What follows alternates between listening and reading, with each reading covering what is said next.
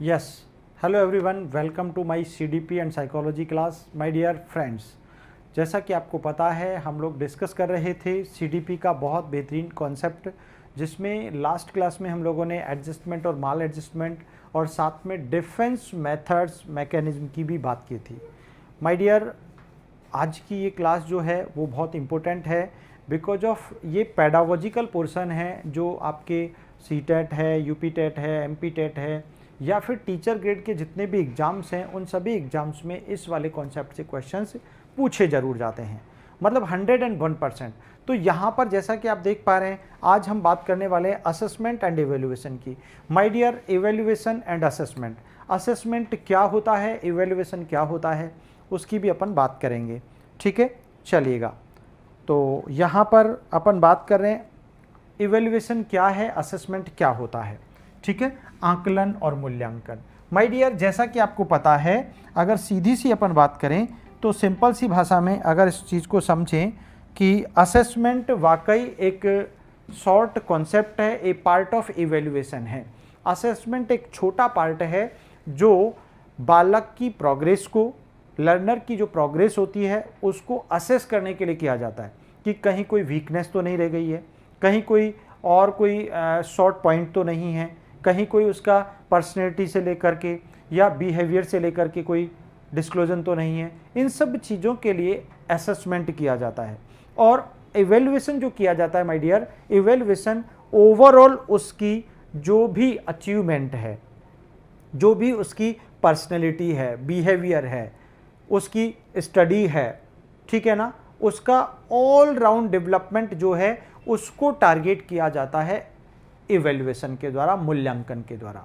सही मायने में ये मूल्यांकन बालक के सभी पक्षों को क्या करता है, स्टडी करता है, जिसमें चाहे उसका संवेगात्मक पक्ष हो, चाहे उसका व्यावहारिक पक्ष हो, चाहे वो उसका इंटरनल पक्ष हो। ठीक है, सभी प्रकार के पक्षों को, चाहे वो सोशल हो, ठीक है ना, पॉलिटिकल हो, इमोशनल हो, रिलीजियस हो, ठीक है, या फिर उसका पर्सनल बिहेवियर हो, इन सब को स्टडी किया जाता है। उस प्रोसेस को इवेल्युएशन कहते हैं, मूल्यांकन कहते हैं। सो माय डियर, जैसा कि आपको पता है यहाँ से सीधे सीधे से क्वेश्चन पूछे जाते हैं आपके CDP के अंदर, पेडागोजिकल इस पोर्शन से। देखिए, तो यहाँ अपन बात करें, मूल्यांकन या आकलन वास्तव में शिक्षण का एक अभिन्न अंग कहलाता है। किसका अभिन्न अंग है माय डियर? शिक्षण का अभिन्न अंग है। शिक्षण बोले तो आपकी जो टीचिंग है, आपकी जो सेगमेंट है पढ़ाने का, उसका एक जो बिल्कुल अभिन्न अंग है। अर्थात अधिगम तभी संभव है जब आकलन होता रहे। वाकई बात सही है, अधिगम तभी संभव है जब आकलन क्या होता रहे, अधिगम तभी संभव है जब आकलन होता रहे। माय डियर, अगर आप अपनी क्लास के ड्यूरिंग, अगर आप क्लास के ड्यूरिंग असेसमेंट नहीं करते हो तो कैसे पता चलेगा कि बच्चों को समझ में आ रहा है या नहीं आ रहा है? जो आप डिलीवर कर रहे हैं, जो आप पढ़ाना चाह रहे हैं, जो आप चेंज लाना चाह रहे हैं, वो चेंज हुआ कि नहीं हुआ, वो हो रहा है या नहीं हो रहा है? इन सब बातों का पता तभी लगता है जब वास्तव में आप टाइम टाइम पर असेसमेंट करते रहें, आप टाइम टाइम पर इवेल्युएशन करते रहें, तभी इन सब चीज़ों का पता लगता है। ठीक है ना?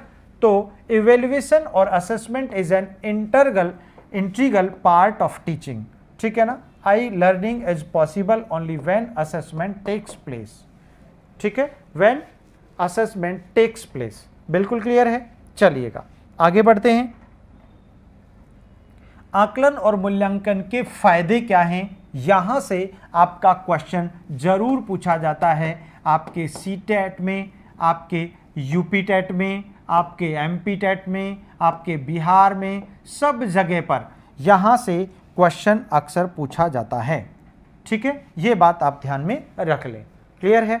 तो माय डियर, वास्तव में आकलन और मूल्यांकन के लाभ क्या हैं, इससे क्या बेनिफिट्स हैं, बच्चे के बिहेवियर को आप कैसे चेंज कर सकते हो, उसको कब असेस किया जाना चाहिए, उसका मूल्यांकन किस पक्ष का होना चाहिए, कब होना चाहिए, उसके क्या क्या बेनिफिट्स हैं, क्या वास्तव में उससे इम्प्रूवमेंट होता है कि नहीं होता, क्या टीचिंग लर्निंग जो प्रोसेस है वो हेल्दी बनती है नहीं बनती है, इन सब चीज़ों को यहाँ क्या किया जाता है, नोटिस किया जाता है।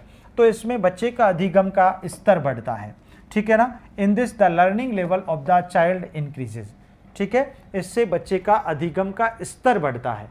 किससे? आपको पता है, आकलन से और मूल्यांकन से। भाई सीधी सी बात है, सिंपल सी बात है कि आज मैं जो बच्चों को जो टॉपिक पढ़ाना चाह रहा था मैंने वो पढ़ाया, फिर उसके बाद अगर मैंने उसका मूल्यांकन नहीं किया, अगर मैंने बच्चों की परीक्षा नहीं ली, अगर मैंने उनको असेस नहीं किया, तो फिर कैसे पता लगेगा कि मेरा पढ़ाने का फ़ायदा हुआ कि नहीं हुआ, उन्होंने सीखा या नहीं सीखा। तो इसीलिए सच बात है कि बच्चे का अधिगम का स्तर बढ़ता है इससे। किससे? क्योंकि बच्चे को पता लगता है कि मैं तो यार अभी जो मेरी क्लास के जो बच्चे हैं उनसे अभी लो परफॉर्मर हूँ, है ना, उनसे अच्छी परफॉर्मेंस मेरी नहीं है, राइट। तो फिर क्या होता है कि यहाँ पर क्या होता है, उसका अधिगम स्तर बढ़ता है। उसे लगता है कि मुझे अभी ये भी सीखना है, अभी मैंने ये नहीं सीखा है, मेरे अंदर ये कमियां हैं। तो उसकी कमियों को बच्चा खुद रिमूव करने लग जाता है लर्नर, और वो अपने लर्निंग लेवल को क्या करता है, इंप्रूव करता है, इंक्रीज होता है, ठीक है। उसके अलावा इसके आधार पर छात्रों को अध्यापक उपचारात्मक शिक्षण देता है, ठीक है ना। On the basis of the teacher gives remedial teaching to the students. भाई टीचर उसको रेमेडियल टीचिंग देता है, इट मीन्स कहाँ किस पक्ष में कमजोरी है उसका पता लग जाता है। भाई इस पक्ष में कमजोरी है, इस पक्ष में वो सॉलिड है, तो उसकी कमजोरी को दूर कर, और उसकी कमजोरी को दूर करने के जो उपचारात्मक शिक्षण है, जो रेमेडियल टीचिंग है, वो उसे प्रोवाइड करता है। क्या करता है? रेमेडियल टीचिंग प्रोवाइड करता है। नेक्स्ट, इससे पता लगता है कि छात्र ने शिक्षक के उद्देश्य किस सीमा तक प्राप्त की है। इससे यह भी पता लगता है कि छात्र ने शिक्षक के उद्देश्य किस सीमा तक प्राप्त किए हैं। सचमुच ये भी पता लग जाता है कि मैं बीइंग ए टीचर अपने बच्चों की अपनी क्लास को पढ़ाने के लिए जो टॉपिक पढ़ाने आया था वो टॉपिक मैंने पढ़ाया, फिर मैं जिन्हें जब असेसमेंट किया तो मुझे ये पता लगा कि बच्चों ने मेरे उस उद्देश्य को, जो मेरा पढ़ाने का जो आज मकसद था, मैं जिस उद्देश्य से पढ़ाना चाह रहा था या जिस वे में पढ़ाना चाह रहा था, उसे सीखा नहीं सीखा, बच्चों ने ग्रेस्प किया नहीं किया, है ना, बच्चों के बिहेवियर में चेंज आया नहीं आया, मैं जो चाह रहा था वो हुआ नहीं हुआ। तो शिक्षक का जो उद्देश्य है, टीचर का जो उद्देश्य है, वो किस सीमा तक बच्चों ने प्राप्त किया, बच्चे किस सीमा तक पहुंचे, इन सब का पता इस बात से लगता है असेसमेंट और इवेल्युएशन से। So it's known to what extent the student has achieved the objectives of the teacher. Clear? Next, इससे बच्चे की पूरे वर्ष भर की उपलब्धि का पता लगता है, ठीक है ना। From this the achievement of the child through out the year is non. इससे बच्चे की क्या, उसकी पूरे वर्ष भर की उपलब्धि का पता चलता है कि बच्चे ने क्या सीखा है, क्या नहीं सीखा है ओवरऑल। कैसे? भाई सीधी सी बात है, आपने बच्चे को वर्ष भर पढ़ाया, ठीक है, और वर्ष भर के बाद आपने उसका वार्षिक टेस्ट ले लिया, आपने एनुअल एग्जाम ले लिया। तो उस एनुअल एग्जाम का मतलब ही यही है, उस एनुअल एग्जाम का मीनिंग ही यही है कि आपने बच्चे ने जो पूरे वर्ष भर जो एक्टिविटीज़ की, जो लर्न किया, जो पढ़ा, जो उसने जो भी कुछ किया, वो सचमुच किस हद तक वो सीख पाया, इससे पता लगता है इवैल्यूएशन और आकलन से, ठीक है ना, असेसमेंट से। इससे अध्यापक को भी अपनी कमियों का पता लगता है और वह कमियां दूर कर पाता है। माय डियर, वास्तव में ये जो मूल्यांकन है ना, मैं आपको बता दूं,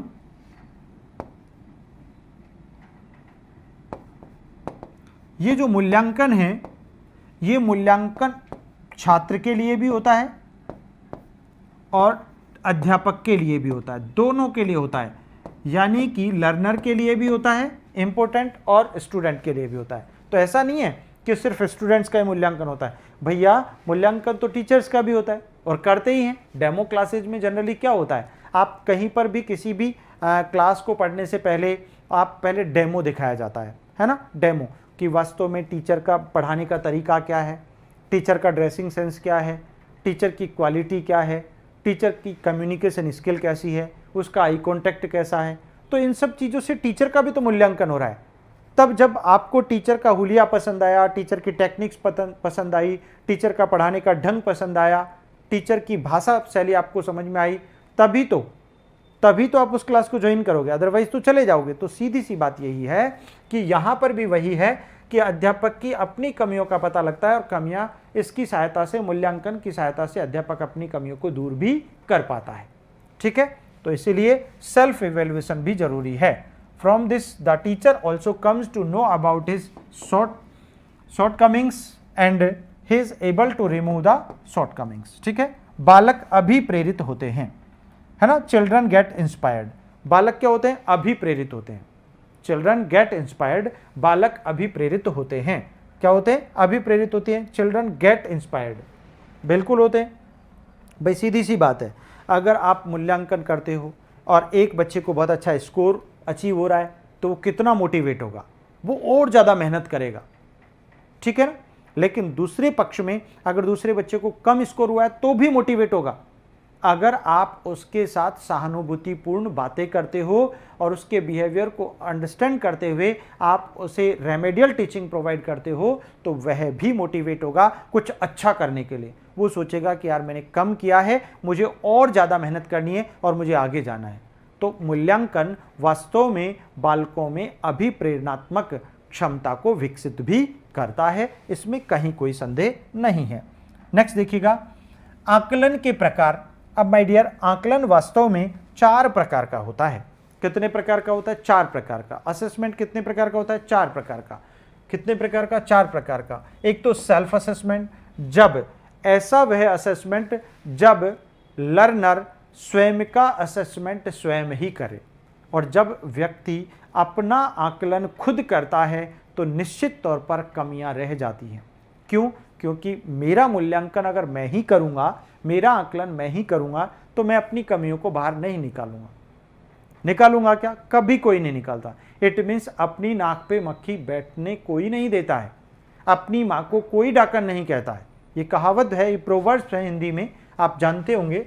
तो सेल्फ असेसमेंट होता है। ठीक है, दूसरा होता है सहपाठी आकलन, क्लासमेट असेसमेंट, है ना। सहपाठी, जो भी उसके संगी साथी हैं उनके साथ किया जाने वाला आकलन, यानी बालक दूसरे बालक के साथ मिलकर कौन सी एक्टिविटी कर रहा है, उसका बिहेवियर एक दूसरे के प्रति कैसा है।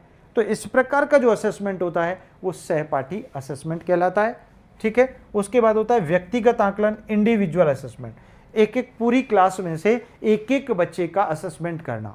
अब एक एक बच्चे का कैसे करोगे? आपको इंडिविजुअल एग्जाम देना पड़ेगा, है ना, इंडिविजुअल पेपर देना पड़ेगा। ठीक है, तो एक एक बच्चे का उसकी पर्सनैलिटी को लेकर, उसके बिहेवियर को लेकर, उसके कम्युनिकेशन को लेकर, उसकी स्टडी कॉन्सेप्ट को लेकर, सबको लेकर व्यक्तिगत आकलन करना एक एक बच्चे को। एक होता है ग्रुप आकलन, समूह आकलन, यानी एक समूह होता है बच्चे, आपने अपनी क्लास को 4-5 ग्रुप्स में डिवाइड कर दिया। ठीक है, और डिवाइड करने के बाद आप क्या कर रहे हैं? आप वहाँ पर बच्चों का आकलन कर रहे हैं और बच्चों को उस ग्रुप को एक पर्टिकुलर कोई प्रॉब्लम दे दिया आपने, और उस प्रॉब्लम के आधार पर बच्चों को आप आइडेंटिफाई कर रहे हैं, असेस कर रहे हैं कि वास्तव में कौन सा ग्रुप ज़्यादा बेहतर है, किसने कितना अच्छा काम किया है, कौन क्या कर रहा है। ठीक है, तो इन सब बातों का यहाँ पर पता किया जाता है। किसमें? समूह आकलन में किया जाता है। किसमें? ग्रुप असेसमेंट में किया जाता है। आगे बढ़ते हैं, अब पढ़ते हैं आकलन के प्रमुख प्रतिमान कौन कौन से हैं। ठीक है ना, यानी कि मेजर पैरामीटर्स ऑफ असेसमेंट, ये 4 प्रकार का होता है। ठीक है ना। अधिगम के लिए आकलन, असेसमेंट फॉर लर्निंग, इस प्रारूप में अध्यापक स्वयं बालकों की समस्याओं का निदान करता है। जी हाँ, जब असेसमेंट फॉर लर्निंग है, अधिगम के लिए आकलन है, तो इसमें क्या करता है? टीचर खुद अपनी कक्ष के बालकों की समस्याओं को पहचानता है कि कहाँ कमजोरी रह रही है, मेरे बच्चे को कौन सी चीज़ समझ में नहीं आई मुझे। तो असेसमेंट, ये जब असेसमेंट किया जाता है तो इससे ये पता रहता है कि कोई लर्निंग गैप तो नहीं रह गया है, कहीं कोई कमजोरी तो नहीं रह गई है, कहीं कोई चीज़ समझ में तो आई कि नहीं आई है। ठीक है ना, तो इसे कहते हैं सीखने के लिए आकलन, यानी अभी इस बात के लिए किया जाता है, ये ड्यूरिंग द टीचिंग किया जाता है, हमेशा पढ़ाने के दौरान। पढ़ाते पढ़ाते मैं आपसे कहता हूँ यस और नो, यानी समझ में आया या नहीं आया। अगर नहीं आया तो फिर मुझे दोबारा समझाना है उसको, क्योंकि इसको हम लोग निर्माणात्मक आकलन भी कहते हैं। ठीक है, इसको फॉर्मेटिव असेसमेंट भी कहते हैं। क्यों कहते हैं? क्योंकि मेरे बच्चों याद रखो, अभी मुझे मेरे बच्चों की कमजोरी को दूर करके उनका निर्माण करना है, उन्हें और सिखाना है, उनकी कमियों को दूर करना है, उनके लर्निंग गैप्स को दूर करना है, ठीक है, उसे कहते हैं। तो ये बात आपको ध्यान में रखनी है, ठीक है। चलिए, अर्थात स्वयं ही प्रश्न करता है और स्वयं निदान के उपचारात्मक शिक्षण देता है। कौन? टीचर। टीचर देता है, यानी स्वयं ही कि कहीं मेरे बच्चों को वो देखता रहता है अपनी क्लास में, है ना, ऑब्जर्व करता रहता है कि कोई कमी तो नहीं रह गई है, सब कुछ समझ में तो आ रहा है बच्चों को। तो इन सब चीज़ों को देखते हुए यहाँ पर स्वयं टीचर निदान भी करता है, यानी समस्या से संबंधित कारणों का पता भी करता है और रेमेडी भी प्रोवाइड करता है। क्लियर? तो assessment for learning in this format, the teacher himself diagnoses the problems of the children, that is he himself asks questions and gives self diagnosis remedial teaching। बात क्लियर है? चलिए आगे बढ़ते हैं। नेक्स्ट, अधिगम के रूप में आकलन। अधिगम के रूप में आकलन, असेसमेंट एज लर्निंग। इस आकलन में अध्यापक बच्चों के छोटे छोटे समूह बना देता है। क्या बना देता है? अध्यापक बच्चों के छोटे छोटे समूह बना देता है और उन्हें पहले से सिखाया हुआ टॉपिक दे देता है, और उन्हें पहले से छोटे छोटे समूह बना दिए, बच्चों के ग्रुप्स में डिवाइड कर दिए पूरी क्लास को। फिर क्या करता है? उन्हें पहले से सिखाया हुआ कोई टॉपिक दे देता है जो उनको पहले पढ़ाया जा चुका है, ऐसा उसको एक टॉपिक भी दे दिया जाता है, ठीक है। अब और उनसे कहता है कि अपना आकलन भी करो और दूसरों का भी करो। इसमें अधिगम सुचारू रूप से चलता रहता है। वाह, क्या गजब की प्रोसेस होती है। क्या होता है यहाँ पर? अधिगम के रूप में आकलन, यानी बच्चों के ग्रुप्स आपने बना दिए, बच्चे एक दूसरे से डिस्कस कर रहे हैं, एक दूसरे से विचार विमर्श कर रहे हैं, चिंतन कर रहे हैं, कल्पना कर रहे हैं, ठीक है। उनको टॉपिक दे दिया गया, बच्चे एक दूसरे से टॉकिंग कर रहे हैं और एक दूसरे से पूछ रहे हैं, एक दूसरे से क्वेश्चनिंग की जा रही है। क्या क्वेश्चनिंग की जा रही है? कि यहाँ पर अपना आकलन भी करो, यानी खुद का तो करो और दूसरों का भी करो। आपके ग्रुप के जो लोग हैं, आपके ग्रुप के जो लोग हैं, आपके साथी जो हैं, आपके सहपाठी जो हैं, उनका भी आकलन करो। अगर उनमें कोई कमी है तो उस कमी को पूरा करो। तो इसे कहते हैं असेसमेंट एज लर्निंग, यानी अधिगम के रूप में आकलन, ठीक है। चलिएगा, ठीक है ना। Assessment as learning, in this assessment the teacher makes small groups of children and gives them the already taught topic, जो टॉपिक पहले पढ़ा दिया है, and asks them to assess themselves and others too, so that learning goes on smoothly। ठीक है ना, बिल्कुल dear, इस बात को ध्यान रखना है। चलिए नेक्स्ट देखते हैं, ये रहा अधिगम में आकलन।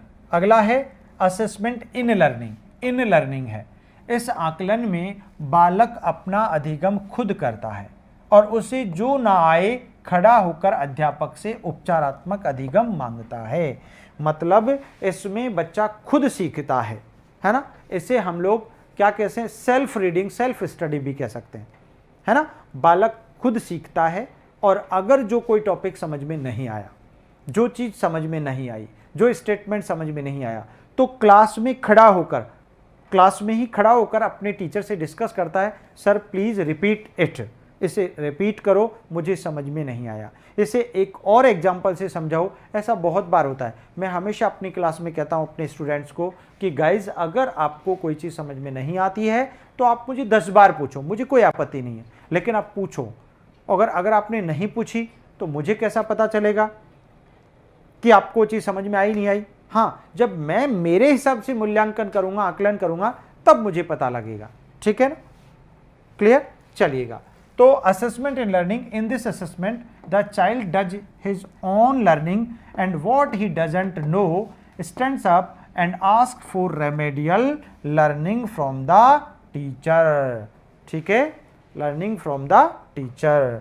नेक्स्ट देखो, अधिगम का आकलन, और चौथा और लास्ट प्रकार है अधिगम का आकलन, असेसमेंट ऑफ लर्निंग। ठीक है ना। इसमें क्या होता है? इसे योगात्मक आकलन भी कह सकते हो, ठीक है ना, जो हमेशा कब किया जाता है? संपूर्ण शिक्षण अधिगम प्रक्रिया के अंत में किया जाता है। कब किया जाता है माय डियर? अंत में किया जाता है। और सीखने के लिए कब किया गया था? वो पढ़ाई के दौरान किया जाता है, ठीक है ना, क्लास के दौरान किया जाता है, ठीक है ना। और यहां पर असेसमेंट एज लर्निंग, वो ग्रुप लर्निंग होता है जब बालक ग्रुप में एक दूसरे से डिस्कस करके यहां पर खुद को भी सिखाते हैं और दूसरों के बारे में भी पता करते हैं कि उसने सीखा या नहीं सीखा, ठीक है। तो ये चौथा प्रकार है, वो है अधिगम का आकलन। योगात्मक आकलन सक्रिय परीक्षा को अधिगम का आकलन कहते हैं। यहां पर बच्चा फुली एक्टिवेटेड होता है और ये अंत में किया जाता है। अंत में कैसे किया जाता है? पूरा चैप्टर मैंने आपको पढ़ा दिया, ठीक है, और लास्ट में मैं पता कर रहा हूं कि सचमुच आपको समझ में आया कि नहीं आया, अंत में पता कर रहा हूं, ठीक है ना। तो ये अंत में होता है हमेशा, ठीक है। यह कक्ष में नहीं होता, परीक्षा केंद्र में होता है जनरली। ये कहां पर होता है? बिल्कुल एग्जाम सेंटर में होता है। क्यों? क्योंकि मैंने बहुत सारी कक्षाएं ली, बहुत सारा आपको पढ़ाया, इतना सारा सीडीपी आपको पढ़ा दिया। अब आपकी वास्तविक परीक्षा, अंतिम परीक्षा होगी जो एग्जाम हॉल में होगी, जो आपकी जीवन का टारगेट, जहां पर उस एग्जाम को जब आप क्रैक कर लेते हैं तो आपकी जीवन की दिशा और दशा भी बदल जाएगी, ठीक है। चलिएगा, यह निदानात्मक और उपचारात्मक नहीं होता, इसे उपलब्धि परीक्षण भी कहते हैं, क्योंकि इससे तो आपकी उपलब्धि सचमुच आपने आपकी जिंदगी में जो कुछ सीखा, जो कुछ किया, उसका अंतिम परीक्षण जो होता है, इसीलिए इससे आपको उपलब्ध होता है। इसे निदानात्मक नहीं कह सकते, क्योंकि अब किसी समस्या का पता नहीं करना और ना ही अब कोई रेमेडी देनी है, बल्कि ये तो फाइनल टच है और इस फाइनल टच को तो आपको खुद को लड़ना है, खुद को जीतना है। इसी को कहते हैं क्या? अधिगम का आकलन, असेसमेंट ऑफ लर्निंग, ठीक है ना। ये उपलब्धि परीक्षण कहलाता है कि आपने क्या क्या हासिल किया है, क्या क्या गेन किया है, बस यही है आपका उपलब्धि परीक्षण है, ठीक है माय डियर। चलिएगा आगे बढ़ते हैं। Learning assessment of learning, summative assessment active examination is called assessment of learning. It's held in September and March. It's not held in the classroom, it is held in the examination center. It's not diagnostic or remedial, it's also called achievement test. Perfect बात है।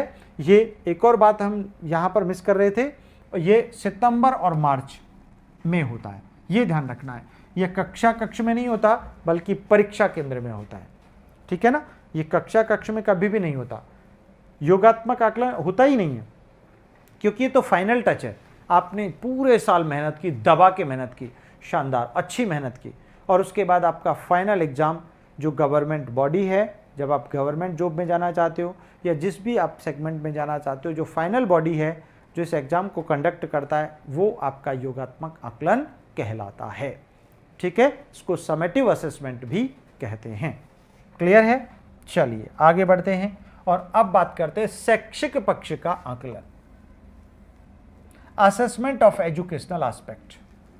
शैक्षिक पक्ष का आकलन यह भी 2 types का होता है, 2 प्रकार का होता है। एक रचनात्मक या निर्माणात्मक या अनौपचारिक, और दूसरा योगात्मक, ठीक है, या औपचारिक, आप यूं कह सकते हैं, ठीक है। इसमें बच्चों और अध्यापक दोनों की पुष्टि होती है, यानी दोनों इसमें पार्टिसिपेटर होते हैं। In this it's confirmed by both the children and the teacher, यानी टीचर होगा तभी तो बच्चों की समस्याओं को बाहर निकालेगा, है ना। शैक्षिक पक्ष का सीधा सा अर्थ हुआ एजुकेशनल सिचुएशंस में, आपकी क्लासरूम में, आपके स्कूल में, कैंपस में जो असेसमेंट किया जाएगा, वो असेसमेंट शैक्षिक असेसमेंट होगा, एजुकेशनल असेसमेंट होगा। ये बात आपको विशेष ध्यान में रखनी है। चलिएगा, यह अधिक से अधिक अधिगम कराने के लिए होता है। This is meant for maximum learning. बिल्कुल, ये जो आपका पहला होता है, ये ज़्यादा से ज़्यादा लर्निंग कराने के लिए होता है, जिससे बालक का ऑलराउंड डेवलपमेंट किया जा सके, ठीक है। तो ये निश्चित रूप से मैं अगर एक ट्री वाला टॉपिक पढ़ा रहा हूँ तो उस ट्री के बारे में ज़्यादा से ज़्यादा इंफॉर्मेशन बच्चों को दे सकूँ, दूसरे ट्रीज से रिलेट करते हुए, ठीक है ना। तो ज़्यादा से ज़्यादा मैक्सिमम लर्निंग के लिए जो होता है वो होता है आपका, यह निदानात्मक होता है, हमेशा डायग्नोस्टिक होता है। क्यों होता है? क्योंकि इससे बच्चे की समस्याओं का आप पता करते हैं कि बच्चों को समझ में आ रहा है या नहीं हो रहा। इसको वास्तव में ड्यूरिंग द टीचिंग किया जाता है। आप इसको डायरेक्ट ऐसे भी समझ सकते हैं, मतलब शिक्षण के दौरान किया जाएगा। आप जो पढ़ा रहे हैं उसके दौरान, मिड में, मध्य में, बीच में किया जाता है, वो होता है आपका निर्माणात्मक या रचनात्मक आकलन। ध्यान रखना, गलती मत करना इसमें, ठीक है। यह उपचारात्मक भी होता है, दिस इज क्यूरेटिव।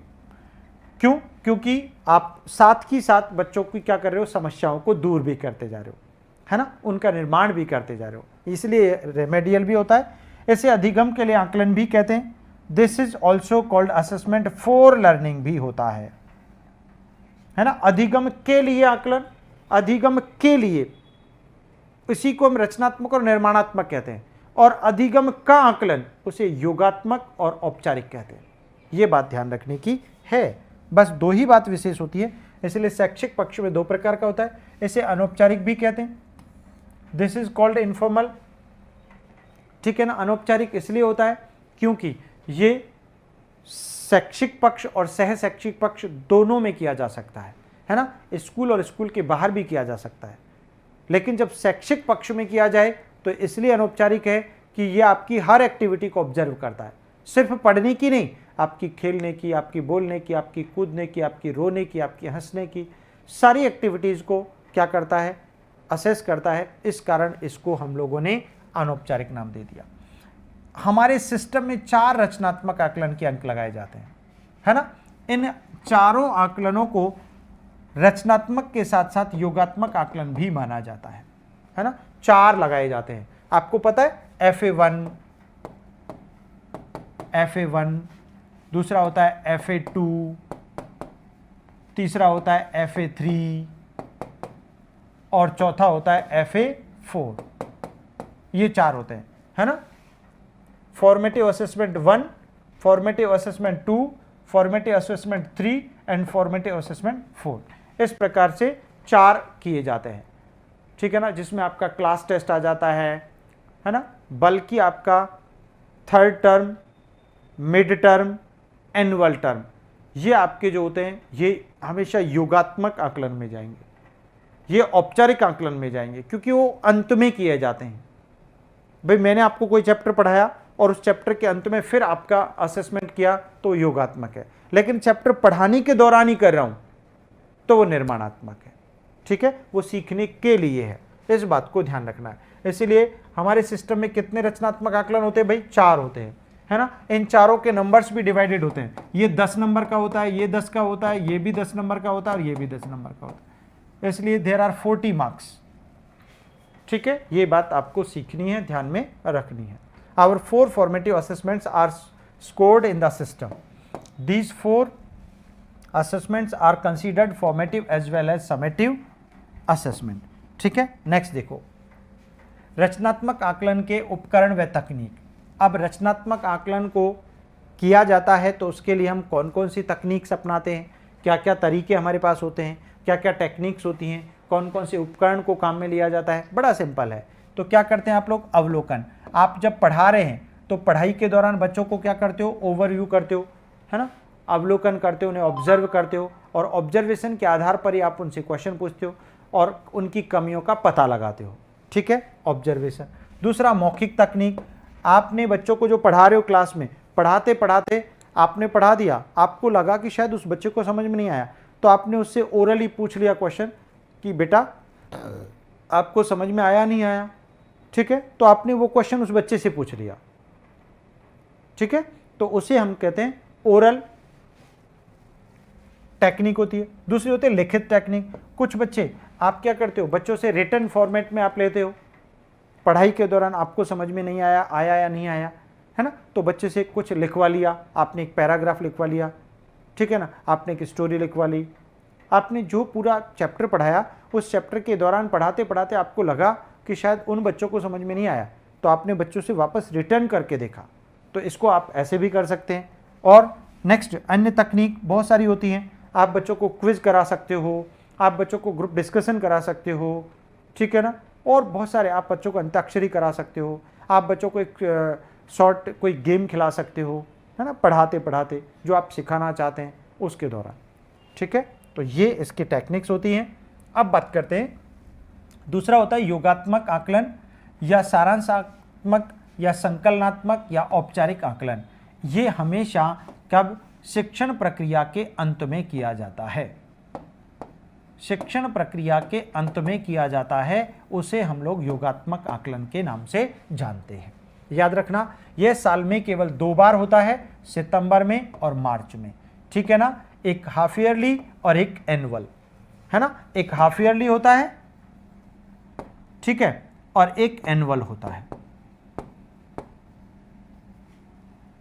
यह हाफ ईयरली एग्जाम और एनुअल एग्जाम, यह अधिगम का आकलन होता है। आपने जो कुछ आज तक सीखा है, जो कुछ पढ़ा इस क्लास से, उस संपूर्ण का असेसमेंट किया जाता है अंत में, दैट इज उसे कहते हैं या अधिगम का, यानी जो कुछ भी सीखा, जो कुछ भी परिवर्तन आया, क्या वो सचमुच सही है, बस उसको कहते हैं। तो दिस लर्निंग इज असेस्ड। इनको हम उपलब्धि परीक्षण भी कहते हैं। We also called them achievement test. इनको हम क्या कहते हैं, उपलब्धि परीक्षण भी कहते हैं। क्या कहते हैं माय डियर, उपलब्धि परीक्षण भी कहते हैं। इनको हम क्या कहते हैं, अचीवमेंट टेस्ट भी कहते हैं। ठीक है ना, उपलब्धि परीक्षण क्योंकि अंत में होता है, आज तक जिंदगी में क्या क्या आपने हासिल किया उसका परीक्षण है। आगे देखो बेटा, यह उपचारात्मक और निदानात्मक दोनों नहीं होता।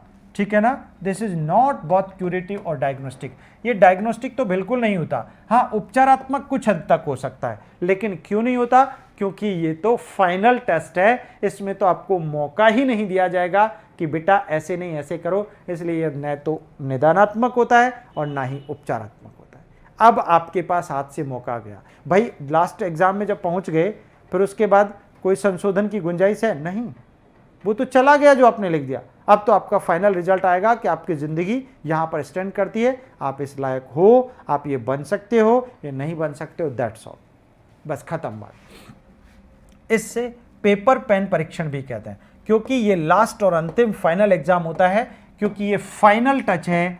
और चूंकि फाइनल टच होने के कारण इसे आप क्या कहते हैं, क्योंकि यहाँ पर तो सिर्फ पेपर होता है सामने और आपके हाथ में पेंसिल होती है, बाकी ना टीचर होता है ना क्लासरूम होती है, कुछ नहीं होता है, तो एग्जाम सेंटर में होता है। ठीक है ना, परीक्षा हॉल में। या आंतरिक और बाह्य दोनों हो सकता है, पर ज़्यादातर बाह्य होता है हमेशा। ठीक है ना, it can be both internal and external, but mostly it's external, क्योंकि ये बाह्य होता है। आपके आंतरिक पक्ष को जानने का यहाँ पर मौका बहुत कम होता है। ठीक है ना, नेक्स्ट देखो, सह शैक्षिक पक्ष का आकलन। अब आप associative assessment of the educational aspect की अगर बात कर लें अपन, ठीक है, तो देखो इसकी भी कर लेते हैं। इसके अंतर्गत सहगामी क्रियाएं कराई जाती हैं, यानी पढ़ाई के साथ साथ को करिकुलर एक्टिविटीज, खेल, मनोरंजन, संगीत, नाटक आदि। इस पक्ष के आकलन के लिए परीक्षाएं नहीं होती, बल्कि जिन जिन क्रियाओं में बच्चे भाग लेते हैं उन सभी के रिकॉर्ड बनाए जाते हैं। रिकॉर्ड साल भर तक चलते रहते हैं। किसके, अरे आपके खेल के, आपके मनोरंजन के, अम्यूजमेंट के, आपके संगीत के, आपके म्यूजिक के, आपके डांस के, एवरीथिंग। पूरे साल भर तक उनका रिकॉर्ड किया जाता है कि कौन बच्चा खेलों में पार्टिसिपेट ज़्यादा कर रहा था, कौन बच्चा म्यूजिकल एक्टिविटीज़ में ज़्यादा पार्टिसिपेट कर रहा था, कौन बच्चा डांसिंग एक्टिविटीज़ में ज़्यादा पार्टिसिपेट कर रहा था, कौन बच्चा फ्लोरिंग पार्टिसिपेट में कर रहा था। तो इन सब चीज़ों को क्या किया जाता है, इसको कहते हैं सह शैक्षिक पक्ष का आकलन। प्यारे मित्रों, अभिलेखों के प्रकार। ठीक है, तो यहाँ तक हम लोगों ने एस्पेक्ट को, असेसमेंट को कंप्लीटली डिस्कस कर लिया है। ठीक है, और नेक्स्ट क्लास में हम लोग चर्चा करेंगे एक अच्छे से यूनिक टॉपिक की माय डियर। तो अब मैं आपसे चाहूँगा इजाज़त। ठीक है, धन्यवाद, नमस्कार।